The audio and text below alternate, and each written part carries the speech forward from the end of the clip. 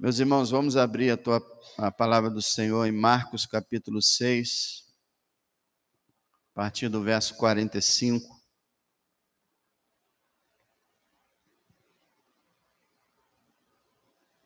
Marcos 6, 45. Vamos estar lendo o texto até o verso 56. Jesus anda por cima do mar e logo obrigou os seus discípulos a subir para o barco e passar adiante e para o outro lado, a Betsaida, enquanto ele despedia a multidão. E tendo-os despedido, foi ao monte para orar. E sobrevindo a tarde, estava o barco no meio do mar, e ele sozinho em terra. E vendo que se fatigavam a remar, porque o vento lhes era contrário, perto da 4ª vigília da noite, aproximou-se deles, andando sobre o mar, e queria passar adiante deles. Mas quando eles o viram andar sobre o mar, pensaram que era um fantasma e deram grandes gritos, porque todos o viram e perturbaram-se.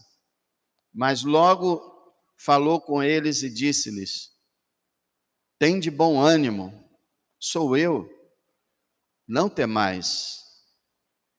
E subiu para o barco para estar com eles, e o vento se aquietou. E entre si ficaram muito assombrados e maravilhados, pois não tinham compreendido o milagre dos pães.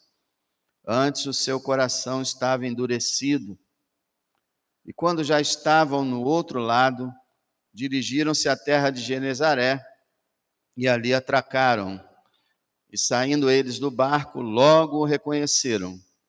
E percorrendo toda a terra em redor, começaram a trazer em leitos, onde quer que sabiam que ele estava, os que se achavam enfermos. E onde quer que entrava, ou em cidade, ou em aldeias, ou no campo, apresentavam os enfermos nas praças e rogavam-lhe que os deixasse tocar ao menos na orla da sua veste. E todos os que lhe tocavam saravam. Meus irmãos, os irmãos se lembram que o tema do Evangelho de Marcos é Evangelho de Jesus Cristo, Filho de Deus. Então, o Evangelho foi escrito não só Marcos, mas Mateus, Lucas e João, para que a divindade de Cristo fique clara entre nós, para que todos nós conheçamos o poder extraordinário desse homem que viveu nessa terra chamado Jesus Cristo.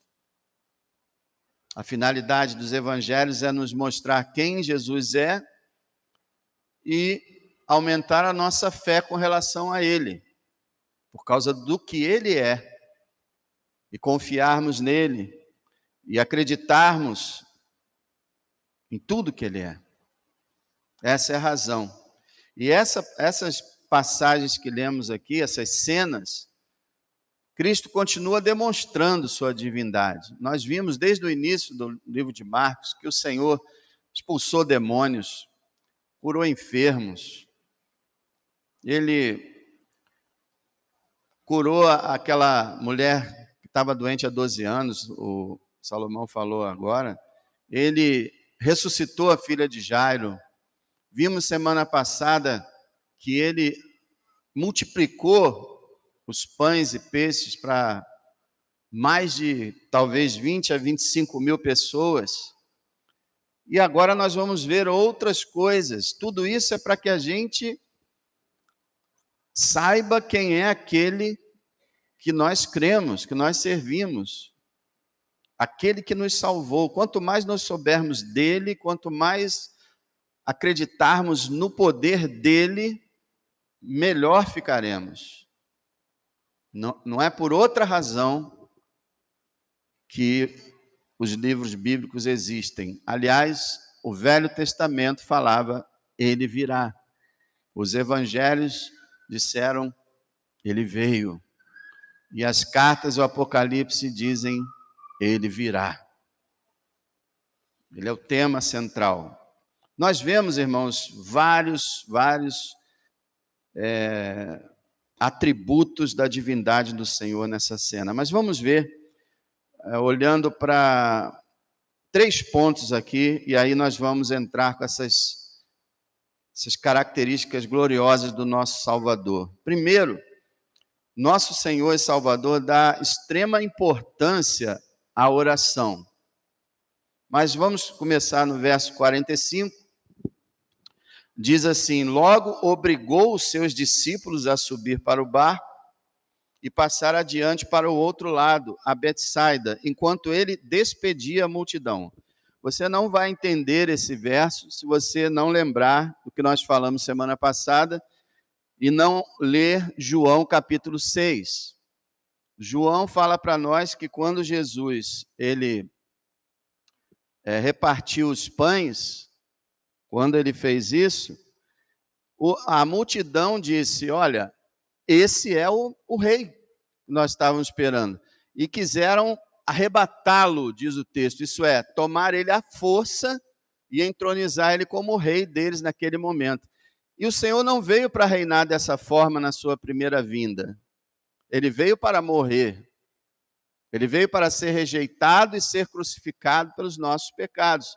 Então aqui ele está despedindo a multidão que queria fazê-lo rei, e está também obrigando seus discípulos a entrar no barco e atravessar o mar, para que os seus discípulos não sejam influenciados por essa ideia, podemos dizer, satânica, de fazer Jesus rei naquele momento. Nós vemos aqui a soberania e a autoridade de Cristo. Se você ler os evangelhos, sempre que você vai ver que quando Jesus queria uma coisa mesmo, ele fazia e ele conseguia controlar multidões. Essa multidão estava eufórica, estava quase descontrolada, eram mais de 20 mil, e como é que ele conseguiu mandar todos eles embora? Sem discussão. Só mesmo a sua soberania, o seu poder para mostrar isso. E também fazer a mesma coisa com os discípulos. Olha, vão. Ah, mas se o Senhor não vai... Vão. Então ele faz a coisa certa, dispersa a multidão que queria fazê-lo rei, manda os seus discípulos para o mar, e eles vão passar mais uma lição no mar, eles vão ter mais uma experiência com Cristo, porque ele julgou necessário fazer com que eles passassem por mais uma dificuldade e conhecessem mais um pouco sobre ele. Nós vamos ver no final do texto que o coração deles estava endurecido. Então o Senhor queria dar mais uma lição para eles, mostrando o que eles deveriam ser. Então, despedido todo mundo, no verso 46, tendo-os despedido, foi ao monte para orar. E aí nós vemos essa coisa maravilhosa no Senhor Jesus Cristo, o quanto ele amava orar. E Marcos 1 fala que ele já, antes do amanhecer, ele já estava orando. Lucas fala que ele passou uma noite inteira orando, antes de escolher os apóstolos. No seu batismo, quando o Espírito desceu, ele estava orando. Na transfiguração, quando ele resplandeceu, ele estava orando. No Getsêmani, quando ele estava lutando para entregar a sua vida, ele estava orando. Na cruz, ele estava orando. Um homem de oração.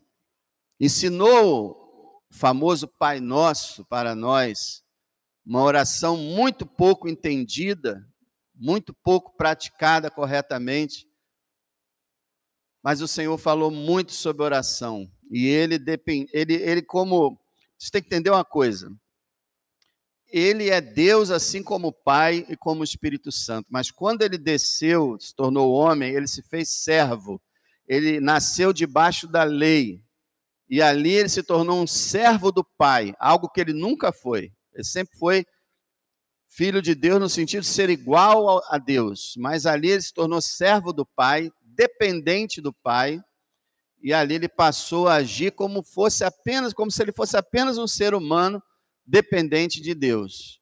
Então ele orava. E a gente fica pensando, né? é muito provável, pelas horas que são apresentadas aqui, que o Senhor tenha passado horas em oração, talvez umas 6 horas em oração. O que ele orava? O texto não diz, mas ele não orava só para fazer petições, ele orava porque ele gostava, ele amava o Pai, ele queria estar com o Pai.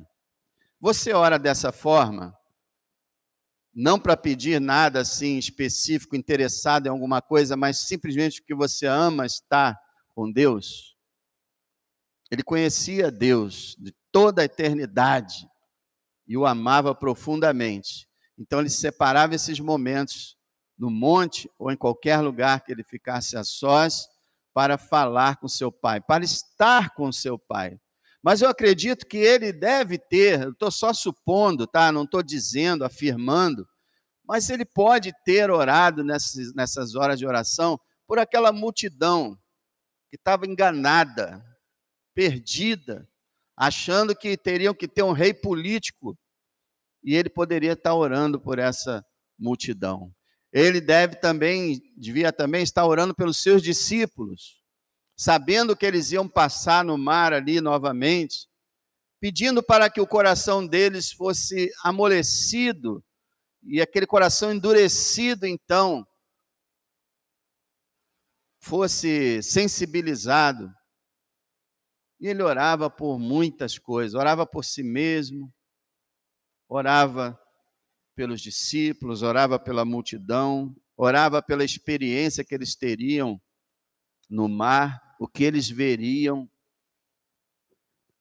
O Senhor Jesus não fazia nada sem orar. Com certeza, logo de manhã, toda manhã, a primeira coisa que ele fazia era orar.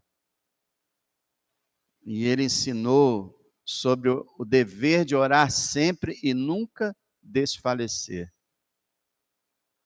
Ele ensinou para que nós sejamos como uma pobre viúva que fica lá no juiz, lá pedindo para que ele julgue a sua causa, lhe favoreça. E de tanto ela pedir, aquele juiz falou: olha, eu desisto, vou dar o que essa mulher quer, porque ela não para de me importunar. E o Senhor diz: faça isso com Deus, importune-o.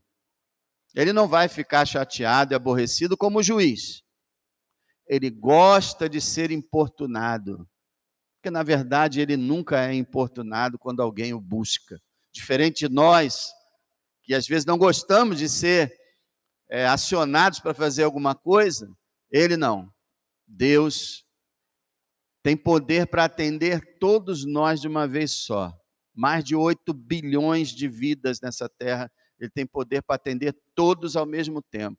E nunca fica aborrecido porque alguém o está importunando, né? Oração, meus irmãos, oração é a vida do cristão. Os puritanos costumavam falar que os cristãos que não oram simplesmente não são cristãos. E a gente pode até imaginar que a Bíblia vai bem por esse caminho mesmo. A oração é o choro do regenerado. A criança nasce e chora, o homem nasce de novo e ora. É o oxigênio da alma, é a oração.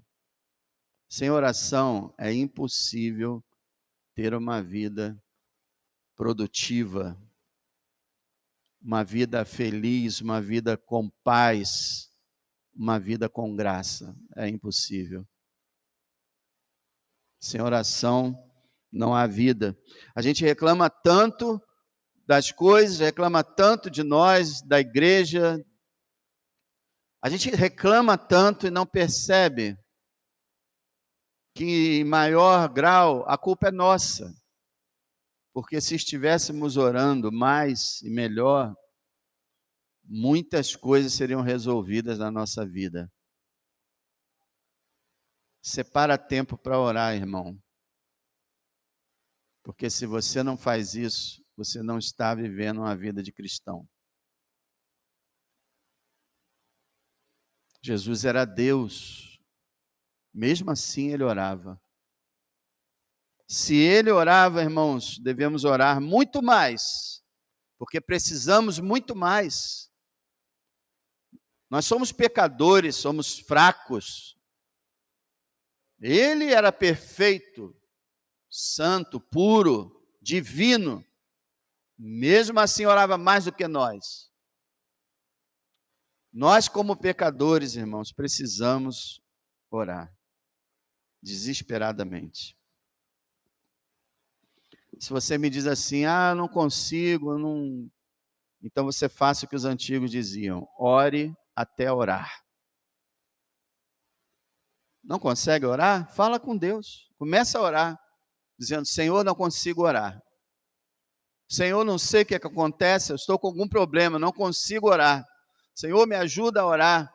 Senhor, toca no meu coração, abre a minha mente. Senhor, envia o teu Espírito. E aí você já está orando. E ore até sentir que você está orando. E quando você sentir que está orando, você já não vai mais querer parar de orar. E você vai perceber que a oração é o que há de mais emocionante na nossa vida. O que há de mais maravilhoso na nossa vida é quando a nossa oração entra no Santo dos Santos. Poucas vezes isso acontece. Mas quando acontece, você diz, Senhor, eu queria ficar aqui para sempre, vamos fazer uma tenda aqui para ficarmos aqui. Não quero mais sair dessa bênção. Mas aí nós temos que sair. E muitas vezes passamos tempos e tempos em tempos sem nunca mais voltar. Fala com Deus a respeito da sua vida de oração. Te peço nessa noite.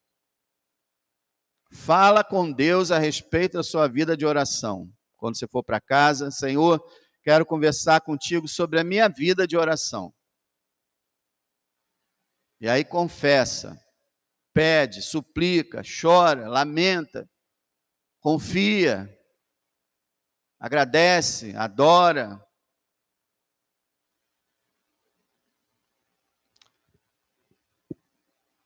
Tiago diz, nada tendes porque não pedis. Tem certeza que muito mais nós receberíamos de Deus se realmente orássemos.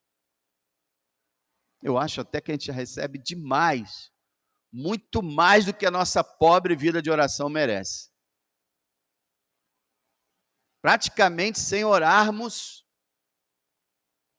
Deus assim mesmo nos abençoa. Sua graça maravilhosa. Filho de Deus dá extrema importância à oração. E Ele está dizendo para você nessa noite, se eu, quando estive na terra, orei incessantemente ao meu Pai, o que você está fazendo, negligenciando o quarto de oração? Quem você pensa que é, como meu servo e meu filho, negligenciar o mais importante na sua vida? Preste atenção nisso. Você pode dizer assim, não, eu frequento a igreja, sou diácono, sou pastor, estou sempre na igreja, eu faço tudo certinho, eu dou o dízimo, dou oferta, eu santifico a minha vida, eu evito o mal, eu faço bem, eu e tal, mas e a oração? E a oração? Mais importante na nossa vida, muitas vezes, é o que nós mais negligenciamos. Eu estava lendo sobre isso, e às vezes a gente diz, não, mas eu vou orar durante o dia. Isso é bom, muito bom. Quando estiver cozinhando, lavando roupa, no ônibus, no escritório, desde que deu uma brechazinha, qualquer lugar, qualquer hora, qualquer momento, eu estou falando com Deus, eu vou falar com Deus. Isso é ótimo, ótimo. Só que não é tudo. O Senhor falou, entra no teu quarto e ora teu Pai que está em secreto. Nota que ele não detalhou essa questão da oração o dia todo, mas ele especificou essa oração em particular, em secreto, diariamente. Porque essa oração, que a gente lança uma oração para o céu assim, é bom, claro que é, mas não é o ideal. Porque você está só lançando assim, ó. É a mesma coisa que você está falando com uma pessoa e fala uma frase, sai. Volta, fala outra frase, sai. Como é que constrói um relacionamento assim? Tem que ter tempo para você ficar diante de Deus e conversar com Ele e ouvir a voz dele através da palavra. Busque isso, irmão. Fecha o teu quarto, explica para a tua família, olha, quando essa porta estiver trancada, nem me chama, a não ser que seja uma emergência. Deixa a porta fechada, faça coisa em outro lugar, mas ali naquele momento, não. Eu estou orando.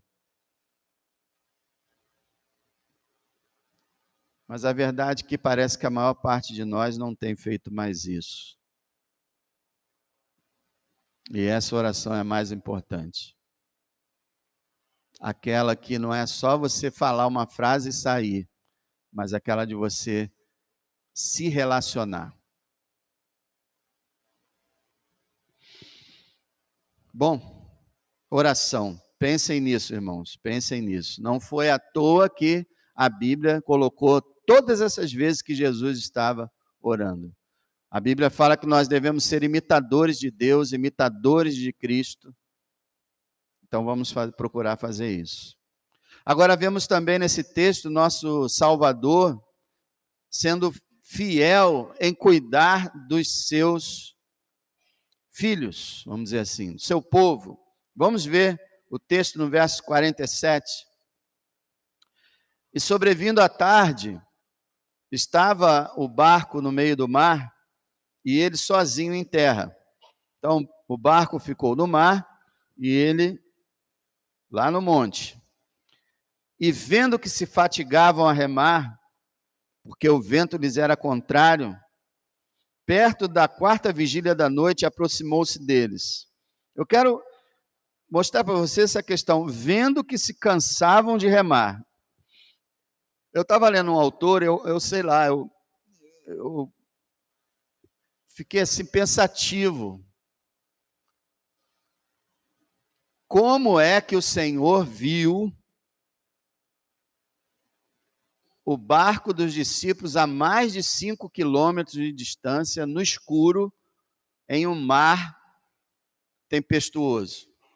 Ainda diz que ele viu eles remando e cansados. O que é isso, gente?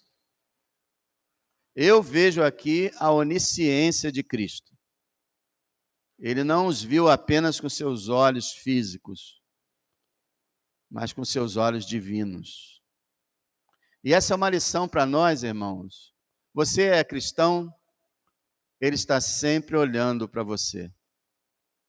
Os olhos do Senhor estão sobre os justos, diz o Salmo 34. Ele está sempre olhando para você, nunca perde você de vista, nunca te esquece, nunca te deixa. Ele vê você. Eu creio que teve uma onisciência aqui nessa passagem. Não creio. Mais de 5 quilômetros de distância, daqui no Nova Iguaçu, você sobe aqui na igreja e você consegue enxergar lá um barco a 5 quilômetros, no meio de uma tempestade que cobre tudo, no escuro. Como é que você sabe que eles estão remando, que eles estão cansados? Bom, mas pode ser que seja só os olhos normais, mas eu vejo dessa forma. Perto da quarta vigília da noite, aproximou-se deles. Quarta vigília da noite, das 3 às 6. 3 da manhã às 6 da manhã. Chegando, devia ser 2 e pouca. Chegando a esse período, ele se aproximou deles. Ele deixou eles sozinhos no mar quase 6 horas. Sabe lá quantas horas no meio dessa tempestade. E depois ele se aproximou. Outra lição: o Senhor sabe o tempo certo de agir, de nos socorrer, de nos libertar das tribulações, das dificuldades. Enquanto dá, ele deixa. Quando ele vê que é necessário, ele vai lá e se aproxima e nos socorre. Mas ele não deixa a coisa assim fácil, muitas vezes. Ele deixa a gente sofrer um pouco. É necessário. Para valorizar a obra de Deus, às vezes é necessário o sofrimento. Porque nós não aprendemos quase nada na bonança, mas aprendemos muita coisa na tempestade. Infelizmente, né? Gostaríamos que não tivesse tempestade, mas elas existem. Então, ele se aproxima deles, e aí diz o texto, andando sobre o mar. No verso 49, mas quando eles o viram andar sobre o mar, irmão, o que é isso? Olha, nunca diga assim, só Jesus andou sobre o mar. Não é verdade, a gente vai ver daqui a pouco que Pedro andou também. Mas com o poder de Cristo, Pedro andou. Só Cristo pode andar sobre o mar. Gente, isso aqui é algo sobrenatural, é algo divino. Ele venceu a lei da gravidade. A gravidade puxa a gente para o miolo da terra. Você está no mar, a gravidade te puxa para o fundo. É impossível ficar de pé andando em cima do mar. É como se o mar para ele fosse de areia, fosse um chão. Outra coisa, irmãos, ele não só andou sobre o mar, mas ele andou pelo meio das ondas. As ondas estavam altas, o vento estava forte, havia uma tempestade, e está ele caminhando, sabe? Mais ou menos 5 quilômetros. Se ele foi de forma sobrenatural, não sei, mas se ele foi andando normalmente, 5 quilômetros andando no meio das ondas, na ventania, sobre o mar, e eu acredito, isso aqui é uma especulação, eu acredito que ele ainda subiu no barco sequinho. Não acredito que ele subiu igual a gente quando pega uma tempestade no meio da rua, né? Com aquela cara toda encharcada, o cabelo, a roupa toda. Não acredito que ele chegou lá no barco assim, não. Não consigo ver essa cena, mas é uma especulação. O fato é que é extraordinário, irmão. É extraordinário. Isso não existe na terra. Por isso que os céticos, os incrédulos não acreditam. Porque é impossível a um homem andar sobre o mar. Mas aquilo que é impossível para os homens, para Deus não é. Porque para Deus tudo é possível. E você vê o seguinte, ele realiza um milagre fantástico, ele estava aqui e os seus discípulos aqui. Ele realiza um milagre fantástico para chegar e socorrer o seu povo. Isso significa que ele pode realizar qualquer coisa para que ele chegue até você e te socorra. Impressionante, irmãos, impressionante. Se a gente não lê isso, não fica pasmado, é porque a gente está com o coração endurecido, é porque a gente está cego. Que coisa! Mas a gente vê no verso 48, perto da 4ª vigília da noite, aproximou-se deles, andando sobre o mar, e queria passar adiante deles. Essa aqui foi interessante, que só Marcos fala assim. Ele veio até os discípulos e queria ir adiante? Os estudiosos acreditam que ele está fazendo aqui mais ou menos o que ele fez lá com os discípulos de Emaús. Lembra que eles estavam caminhando, quando chegaram na casa deles, o Senhor fez como quem ia passar direto. Aí eles, fica conosco que já é tarde. E aí ele assentiu. Parece que ele estava querendo passar no lado do barco para que os discípulos o identificassem e o chamassem para estar com ele. Ele queria que os discípulos pedissem para que ele entrasse no barco. Talvez foi isso. Talvez. Mas nós não sabemos qual foi a razão, porque ele parecia que ia para mais longe, que ele não ia parar ali. Eu acho que foi essa a razão. Mas, irmãos, a gente sempre vê Deus fazendo coisas maravilhosas e os homens fazendo tolices, que nós não podemos nem criticar os outros, porque nós fazemos igual. Olha só o verso 49. Mas quando eles o viram andar sobre o mar, muito bem, então agora eles disseram: ó Jesus maravilhoso, tu és filho de Deus, vamos adorá-lo, tu és tremendo. Não, nada disso. Quando eles viram andar sobre o mar, pensaram que era um fantasma e deram gritos. Fantasma? Irmão, deixa eu te falar uma coisa. Os judeus, eles tinham superstições. Por mais que eles diziam que era um povo da lei, da palavra, do Velho Testamento, muitos deles acreditavam, sabia, em reencarnação. E muitos acreditavam em fantasma. Irmão, não existe fantasma. Sabe o que existe? Demônio. Aqueles espectros que as pessoas veem por aí, fantasma da minha avó, fantasma da casa mal assombrada, essas coisas, não é fantasma. Se é real aquilo, são demônios. Sabe por quê? Porque a Bíblia fala que os seres humanos vão ou para o céu ou para o inferno. Não fala que eles ficam vagando por aí como os espíritas acreditam. Eles ficam vagando. Portanto, não tem fantasma. Se eles tivessem gritado demônio, eu já estariam mais ortodoxos. Mas estavam mesmo supersticiosos. E olha, eu vou te falar, existem muitos cristãos supersticiosos.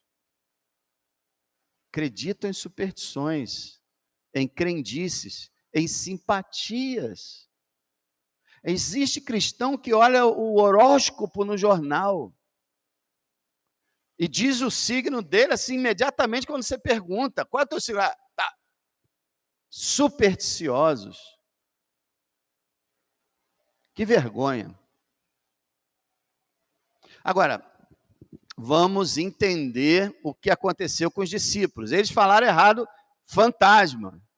Mas, gente, imagina você estar no escuro, só tem o seu barco, uma tempestade terrível, daqui a pouco você vê um semblante aproximando, uma forma humana, alguém chegando, andando sobre o mar. Eles poderiam, né? Poxa, eu acho que é Jesus, hein? Igual eles fizeram no capítulo 21 de João, quando Jesus apareceu na praia. João falou: é o mestre. E Pedro veio correndo. Eles podiam ter falado, né? É o mestre, só pode ser. Ninguém pode andar sobre o mar senão ele, só pode ser ele. Não, porque o coração deles estava endurecido, o texto vai dizer. Falta de fé. E faz com que muitos crentes tenham medo de assombração, medo de escuro.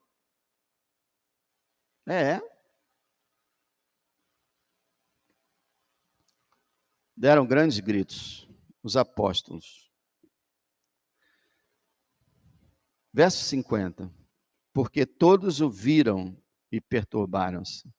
Todos olharam de longe, não reconheceram que era ele, viram um ser humano ali no escuro e se perturbaram grandemente. Mas o Senhor é tão bondoso. Mas logo falou com eles. Esse logo aqui sempre, né, irmãos? Imediatamente, a palavra preferida de Marcos. Imediatamente, logo falou com eles e disse-lhes: tem de bom ânimo. Sempre que essa expressão tem de bom ânimo está na Bíblia, às vezes a pessoa não entende direito, porque, o que está querendo dizer? Para eu ficar animado? O que é ficar animado? As pessoas acham que ficar animado é ficar sorridente, né? Ficar todo... Não, tem de bom ânimo significa tenham coragem, sejam corajosos, sejam valentes. Tenham coragem, ele diz. Tem de bom ânimo. Sou eu. E esse sou eu está traduzido assim, sou eu, mas no original é eu sou. E muitos acreditam que ele estaria ali lembrando para eles do nome sagrado de Deus, quando ele revelou a Moisés na sarça ardente, que deu o nome Jeová.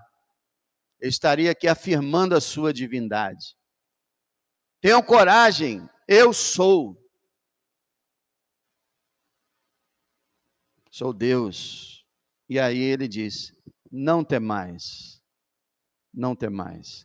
É lindo como o Senhor nos ama, como Ele nos dá palavras de consolo, de conforto, de encorajamento, e isso nos anima bastante. Você deve procurar buscar na palavra de Deus essas palavras encorajadoras, você deve orar por elas, pedir a Deus que quando você ler a Bíblia, Ele fale com você bondosamente, Ele te encoraje, Ele tire o seu medo, porque essa é a vontade dele, irmãos. Ele fala isso. E aí, o verso 51 vai falar que ele subiu no barco, mas eu não posso pular uma cena muito importante. Mateus, abre Mateus capítulo 14. Mateus capítulo 14, verso 28. E o pessoal fica perguntando, por que Marcos omitiu isso, hein? Existe uma razão. A tradição diz que Pedro foi a inspiração ali, fora o Espírito Santo, claro. Pedro ajudou Marcos, Pedro e Marcos trabalhavam juntos, Pedro ajudou Marcos a escrever o Evangelho. E você nota que ele disse, ele pode ter dito para Marcos, não põe essa parte aí sobre mim, tira. Lucas, Mateus tem, Lucas não, Mateus tem. Tem a outra passagem também, quando ele fala, tu és o Cristo, filho do Deus vivo, no Evangelho de Marcos tu és o Cristo. Aquela passagem, Jesus fala para ele, bem-aventurado és tu, Simão Barjonas, porque não foi carne nem sangue quem te revelou, mas meu Pai. Toda essa passagem é cortada em Marcos, mas é colocada aquela, para trás de mim, Satanás. Então parece que Pedro, na sua humildade, chega para Marcos, não põe essa cena aí não, me deixa de lado. Mas isso é só uma especulação, talvez por outra razão qualquer, mas Marcos pulou, né? Pulou essa parte tão importante. Marcos 14, 28, quando ele disse, sou eu, não temam, respondeu-lhe Pedro e disse, Senhor, se és tu, manda-me ter contigo por cima das águas. Ninguém sabe qual foi a razão de Pedro fazer uma coisa dessa, irmão. Mas é aquela história, o Pedro era impulsivo, Pedro fazia o que dava na telha, e olha o que ele, é o Senhor, se é o Senhor, então eu quero também andar no mar, eu quero andar no mar também. Uma coisa impressionante, a gente vê a paciência do nosso Senhor. O verso 29, o Senhor diz, vem, simplesmente vem. E Pedro, descendo do barco, andou sobre as águas para ir ter com Jesus. Aí, meu irmão, você vê um nível maior ainda de poder, porque ele não só anda, como também faz outro andar. Se ele quisesse, ele faria toda a igreja andar, desfilar pelo Oceano Atlântico. Se ele quisesse, ele poderia fazer isso. Impressionante, irmãos, impressionante. Pedro andou por sobre as águas também. Imagino Pedro, depois com os apóstolos, na hora das brincadeiras, ele pode falar, olha, só eu andei sobre o mar, hein? Vocês não. Mas olha o verso 30. Aí vai mostrar a diferença entre o homem e Deus, né? Mas sentindo o vento forte, teve medo e começou a ir para o fundo. Clamou dizendo, Senhor, salva-me. E aqui nós vemos o seguinte, irmãos, é uma passagem muito assim, forte e muito didática para nós. Se nós andamos com Cristo, tiramos os olhos dele e colocamos os olhos nas tribulações, nas dificuldades, nas lutas, nós afundamos. Sem Cristo nós afundamos. Parando de olhar para ele, para reparar na ventania, para reparar na chuva, a gente afunda. E é o que está acontecendo hoje com muitos de nós. O mundo está caótico, as guerras para todo lado, o Brasil está um lixo. Mas nós não podemos ficar olhando para essas coisas e tirar os olhos do Rei dos Reis. Ele está no comando. Ele manda. Nós somos o seu povo. Não temos que ficar olhando para A, B ou C, para um lado ou para o outro. Pedro ficou com medo por causa das circunstâncias. Olhemos para o nosso Salvador, olhando para Jesus, autor e consumador da nossa fé. Não tire o olho dele. Não tire os olhos dele. E vem o verso 31, e logo, aquela palavra de novo, né, imediatamente, Jesus, estendendo a mão, segurou. Você reparou aqui que Jesus salvou Pedro da morte de uma maneira instantânea e soberana e poderosa. Ele estava andando sobre o mar, estava nesse momento parado sobre o mar. Pedro afunda e ele pega o braço de Pedro, o levanta e o sustenta sobre o mar de novo para que eles voltem para o barco. Jesus salva Pedro de uma maneira impressionante, de uma maneira gloriosa, sem pestanejar, sem duvidar. Ele é o Senhor. Ele é o Rei dos Reis. Lembra dessa cena? Pedro foi muito sábio como cristão em falar: Senhor, salva-me, né? Era a oração certa, uma oração relâmpago, e que era a oração certa a fazer: Senhor, salva-me. Ele pega o braço dele, coloca ele no nível do mar ali, vem comigo para o barco. Impressionante. Impressionante. E aí, no verso 31, ele estendendo a mão, segurou e disse-lhe: homem de pequena fé, por que duvidaste? Viu isso aí? Quando a gente duvida de Cristo, a gente está tendo uma fé pequena. Homem de pequena fé, por que você duvidou? Se você não duvidasse, você tinha condição de ir percorrer os 21 quilômetros do Mar da Galileia, para lá e para cá, para lá e para cá. Você não ia afundar nunca, se você não duvidasse. Por que duvidou? Eu não te dei o poder, você não começou a andar sobre o mar, por que duvidou? Ah, por causa das circunstâncias, eu sou maior do que elas.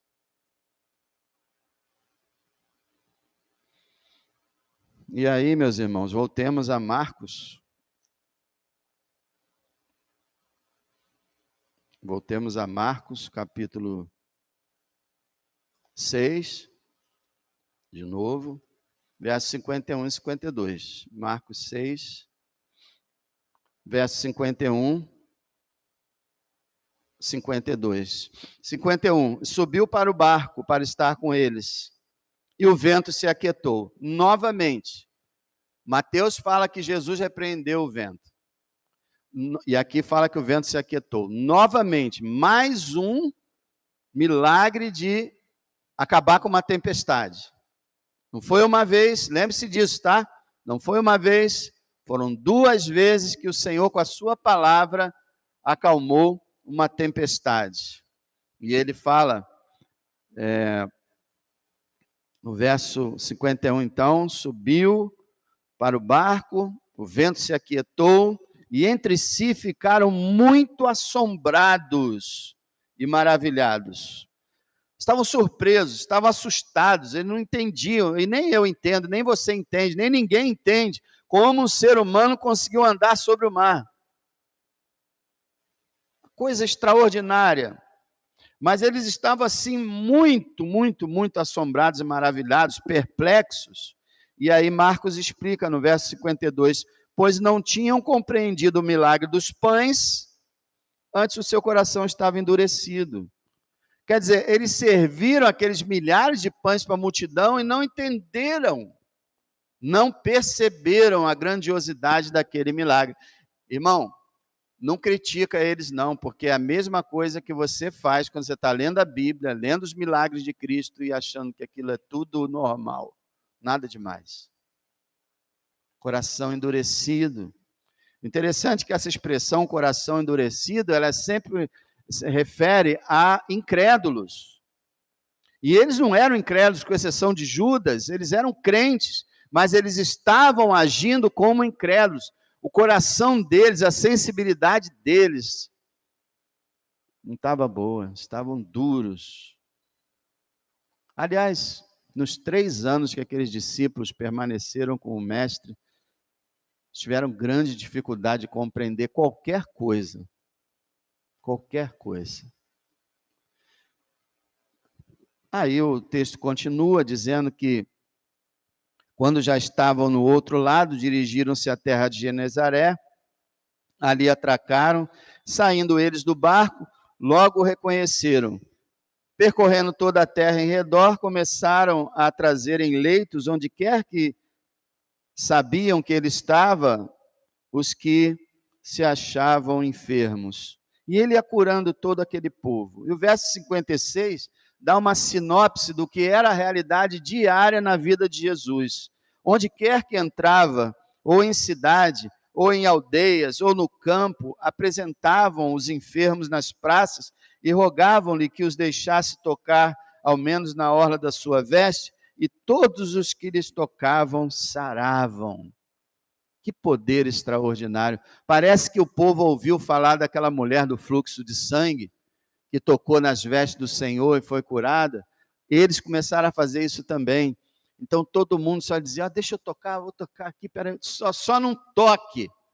Eles eram curados. Poder ia saindo do Senhor, sua divindade, e eles iam recebendo. Todos eram curados, irmãos. O Senhor está mostrando para nós que Ele tem poder para nos curar, mas principalmente que quando Ele vier para nos buscar, instaurar o reino dEle, não haverá mais doentes no reino de Deus. Todo o povo do Senhor será sadio, todo o povo do Senhor terá vigor, não haverá mais medicamento, tratamento, cirurgia, não haverá mais essas coisas. Porque Ele é o Senhor que nos sara, que nos cura. E isso apresenta o nosso terceiro ponto, que é, Ele tem compaixão pelos perdidos. Aqueles homens não eram só doentes, eram perdidos, e Ele tem compaixão. Irmãos, vamos tentar imitar o mestre um pouquinho. O mestre atendia todo mundo e passava o dia inteirinho dele servindo os outros. Quase todas as horas do dia ele estava ajudando as pessoas necessitadas, porque ele tinha grande compaixão. Irmão, quero te perguntar, você fica admirado com ele? Ou você acha isso tudo normal? Ele te inspira? Ele te motiva? Quando você ler de novo a Bíblia, leia buscando essa motivação, essa inspiração, porque a palavra de Deus existe também para isso, para nos fortalecer, para nos motivar, para nos levar a ver o grande Salvador que temos. Então, no dia a dia, qualquer dificuldade que você estiver passando, você lembra dele, e o que ele faz, como ele é poderoso, e que ele está olhando para você lá no meio do mar, no meio da tempestade, desesperado, agoniado, ele está olhando para você. E quando você necessitar, ele virá ao seu encontro, para preservar você para a glória futura. Se você é um cristão, você não se perderá. Nunca. Porque o Senhor te guardará para sempre. Você quer que Ele te salve? Tem alguém aqui que não é salvo? Você quer que Ele te salve? Apenas um toque de fé e você será salvo. Então somente creia nele, confie em seu poder, seu amor, sua graça, na sua morte, na sua ressurreição, na sua segunda vinda. Creia no Senhor Jesus Cristo e serás salvo.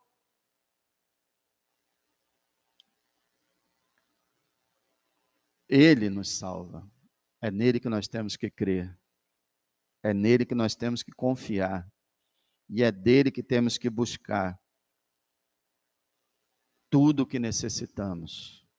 Confia nele nessa hora. Creia, entregue sua vida a ele. Arrependa-se dos seus pecados.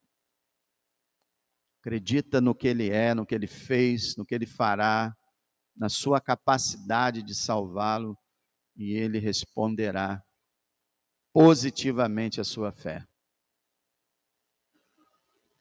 Senhor, nosso Deus bendito, te agradecemos pela manifestação da tua divindade, da tua glória, na tua palavra e também nas nossas vidas. O Senhor, Deus maravilhoso, poderoso nas batalhas, Senhor dos exércitos é o seu nome, Rei dos reis e Senhor dos senhores, tu é quem governas nossa vida, tu és poderoso, maravilhoso, e nós te adoramos nessa noite, louvamos o teu santo nome, pedimos que possamos ter mais de ti, para a glória do Senhor. Amém.